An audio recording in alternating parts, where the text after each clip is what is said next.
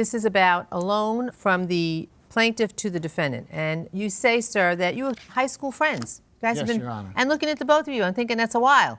You say that in 2016 you got some $50,000 from an insurance settlement. The defendant asked for some $7,000. He wanted to make a real estate investment. You gave him that money. You, sir, he claims, drafted an agreement, and you were going to pay him back $500 a month beginning in March, and you were going to give him $500 interest on all of this. Well, a year goes by. You've been asking him for the money. You don't get anything. More time goes by. Every time you ask him, he says, don't worry, I got you, I got you. But meanwhile, he's giving you nothing.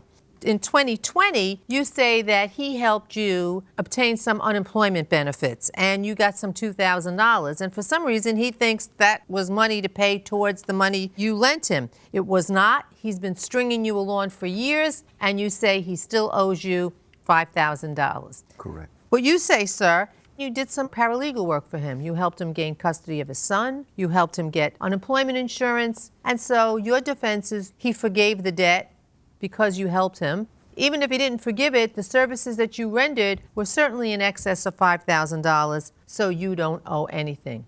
I'm a little confused about what the investment deal was. Was it an investment? Was it a loan? You tell us what you think happened here. It was a loan.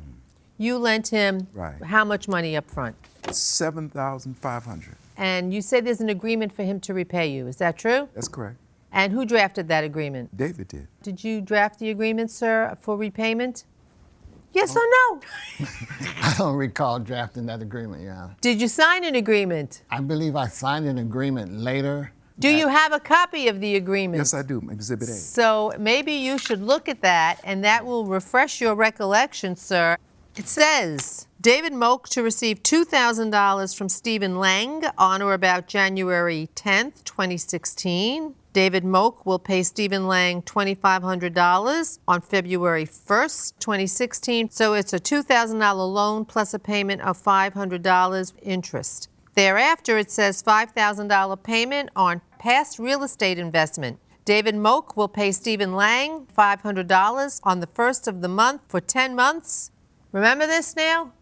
No, Your Honor. What happened was we did the initial real estate investment. It was a group of us. We were all school teachers, so we didn't have that much real estate knowledge behind us, and that deal went really bad. So at that point, I told them that, I would try to pay them all back because I was kind of the one in charge of the deals. You told him that you would give him back the money. Yeah, right. I agreed to tell all four of them that I would pay them back somehow, some way. So that's your out. I'll pay you somehow, some way, and your way was to help him get unemployment and custody of his kid? No, we never set a date for when I would pay him, but he began to say, okay, well, do this or do this, and I'm gonna take some off your debt. I never kept track of that. Oh, so you're saying that it was he who wanted to do the barter and exchange, that if you do this for me, we'll reduce your debt by X number of dollars. Is that true, sir? Well, slightly is true. Well, what do you mean slightly? Well, he did some work for me, helped me get my son, Yes. custody of my son. What was that worth to you?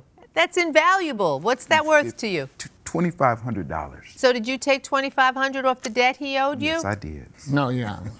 When he first came to me with these cases, the first thing was a child support case because he came and he said, I need the paperwork done. Yeah, he's saying he's giving you credit for $2,500 for No, that. but this was a different case, Your Honor. The first case was on the child support because they were taking child support from him, and he had the child, and we did that whole case, and we got the child support wiped out, and then we filed for custody on a separate. There's two different case numbers. And now you're saying your value of those services was definitely worth more than $2,500?